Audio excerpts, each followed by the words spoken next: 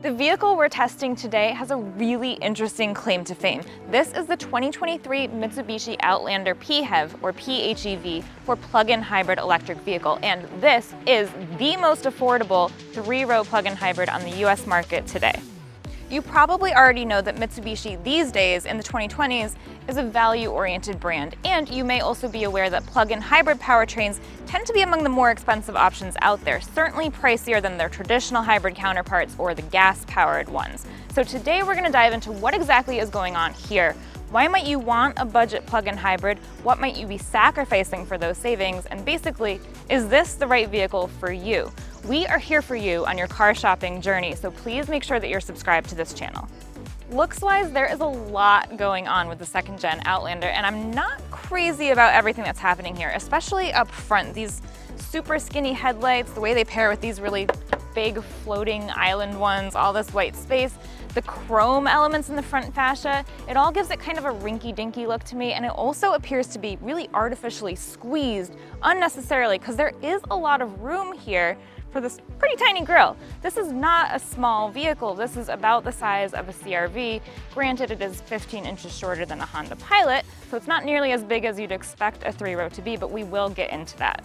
I do like the two-tone paint, this black roof with the diamond white exterior, and this is not an ugly profile. It is unassuming. It kind of fades into the background a little bit. I actually had a friend who is a car guy and knew what he was looking for walk right by it, because it's just sort of retiring, but hopefully you can still see it thanks to the camera, because I do want to talk about these wheels. We have 20-inch wheels today, and that's basically just because we don't have the base ES trim. These come on the top trim, SEL, which we're driving today, and the middle trim, which is SE. Now, things are looking better around the back here too. Even though these are also skinny lights, I think that the tail lights feel more appropriately sized for the looks back here than the headlights do up front. When we get inside, this is where we really see the benefit of Mitsubishi's partnership with Nissan. I was honestly very pleasantly surprised by how nice it is in here. I mean, it really makes it feel like this is not going after Honda and Hyundai so much as Cadillac and Lincoln. Now, to be fair, this is the top trim, as we've discussed, SEL. And that's why it has some really premium features like color puddle lamps, auto-folding mirrors, and this upholstered dash. If I think of this as leather, it doesn't really impress, but if I think of it as just a soft touch material, honestly, it's great, and I really like the two-tone execution here.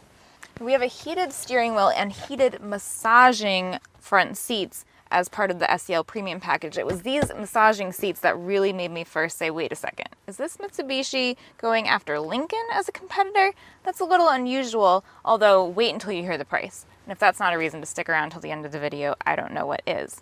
Both my fiance and I found these seats very comfortable. I like that I can get mine far enough forward and up high where I like to be seated to see over the front end. He liked that he could get his really low and really far back. He also said he was really happy with the headroom, and he specifically mentioned that it was better than any Kia or Hyundai press car loan I have had to date. Now, as I hope is obvious, I do my research, but in terms of experience, I'm prepared to take his word for it because I'm just not tall. I'm 5'2", and yet, even I can tell you, this third row is just laughable. I mean, look at this headrest. These are like camp chairs, right? Now, the Mitsubishi Outlander is based on the Nissan Rogue, and that is very much a two-row SUV. So I'm looking at this as kind of a two-bedroom apartment with an office. You know, it's got a door, you can put guests in there overnight, they'll be perfectly comfortable. You're not supposed to use it as a bedroom long-term because it doesn't have a closet. This is very similar. It's got seat belts, legally you can put people back here. It's not really a long-term solution. So if you're watching this video because you need a three-row SUV every day, I'm going to strongly recommend that you look elsewhere. But if you have occasional carpool duty with pretty small kids, or if you're the go-to DD for your friend group, in which case you are doing God's work, and thank you very much, this then becomes a really nice feature to have.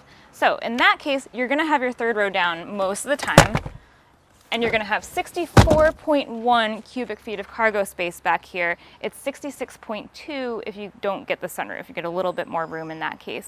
With this third row up, that would be only 30.8 cubic feet of cargo space, which is less than you're going to get in a RAV4 Prime and only about 3/4 of what you get in a CR-V hybrid.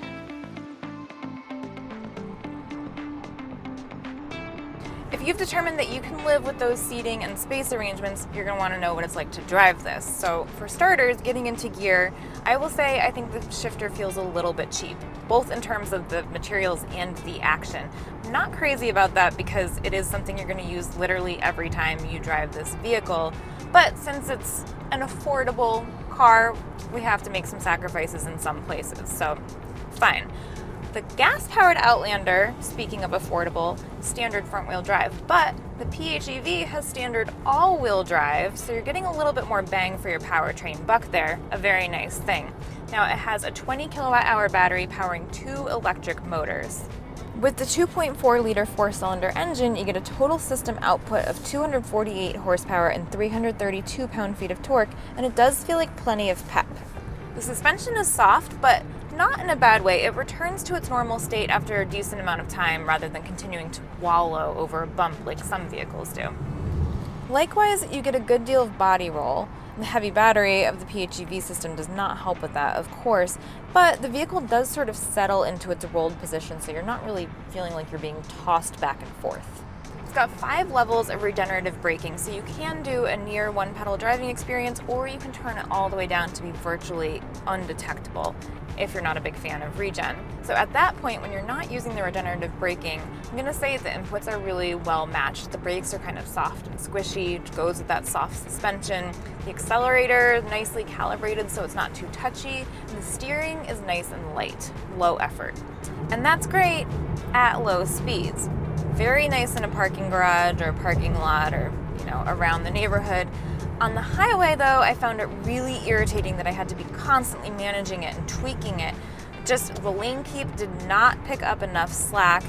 I found it very frustrating. And, usually I say, oh, but that's something if you live with this car for a couple of weeks, you'll get used to it. I don't see myself getting used to that. I think it would make road trips exhausting. Speaking of road trips, that's one thing a PHEV is really good for. If you really want an EV, but maybe you're worried about range for long trips, or you're taking those long trips through areas where you're not super confident in the charging infrastructure yet, a plug-in hybrid is an awesome option. This has 38 miles of all-electric range. So if you're charging overnight at home and you're generally doing most of your driving locally, you may not ever have to dip into your gas reserves until you get out of town. You can do 120 volt or 240 volt charging, and you're going to fill the battery in 6.5 hours with the latter. It also offers fast charging, which does set it apart from competitors like the Toyota RAV4 Prime and the Kia Sorento PHEV, but buyer beware, that fast charging is only available with the CHAdeMO connection. Or CHAdeMO, I've heard both ways. Let us know in the comments how you would say it. CHAdeMO, CHAdeMO. Honestly, not going to matter pretty soon anyway, because it's a dated standard. No one will be using it in a few years. At least near me, it's already pretty hard to find, and they're certainly not adding them at the rate that they're adding things like J1772 and superchargers. The base ES trim has an 8-inch infotainment touchscreen, but the other two have 9-inch. It is color, although it may not appear to be that way from here. There's not a lot of color in it until you go into Apple CarPlay. That's the usual treatment, full color. Apple CarPlay is wireless, but Android Auto is wired. Now the whole Outlander PHEV lineup has standard HD radio, standard Bluetooth, navigation on the top 2 trims, and then they all have one USB-A and one USB-C port up front, one each here in the second row. Because we have the premium package, we've got a 10.8-inch head-up display and a 9-speaker Bose premium audio system, and then standard is a 12.3-inch driver information display, which is really nicely executed and easy to use. This is a value brand, but the Outlander is also very clearly a family vehicle. Mitsubishi knows people want safety features with their family vehicles, and they're not skimping. Blind spot warning with lane change assist, automatic emergency braking, driver attention monitor, rear cross traffic alert, and lane departure warning are all standard across this entire lineup, and they do a really nice job of showing you what's currently in effect. You can see it all very clearly right here on your driver information display. You can easily see if things like blind spot warning and lane keeping are turned on, and you can use the arrows right here on the steering wheel to turn them on and off. Super, super easy. Now, if you want to zhuzh that up a little bit, you can get MyPilot, spelled MI-Pilot, on SE and SEL models. That's Mitsubishi's package of level 2 driver support systems, very similar to Nissan ProPilot, and that's going to get you things like adaptive cruise control. The 2023 Mitsubishi Outlander PHEV starts at $39,845 with a plug-in hybrid powertrain and 3 rows. That makes this a real bargain, because keep in mind, the 2023 Kia Sorento plug-in is $10,000 more expensive with the starting price, and even the Toyota RAV4 Prime is more expensive. Remember, that's just a 2-row. You are not getting 7 people in there legally. This has seat belts for 7 if you need it in a pinch. Now, to be fair, the one we've seen today with all those bells and whistles and the surprisingly lovely interior feels like a little bit less of a bargain at $50,880. Now, the Outlander plug-in hybrid does come with a 10-year, 100,000-mile powertrain limited warranty for original owners of models that were purchased new from authorized Mitsubishi dealers. That sounds like a bit of an exception, but it's actually the rule when it comes to these longer term warranties. The same is true of the 10-year, 100,000-mile warranties from Kia and Hyundai and Genesis. I'm just calling out Mitsubishi because they make it very clear upfront on their website. I really appreciate that, and for that, I have to give them, as the kids would say, mad props.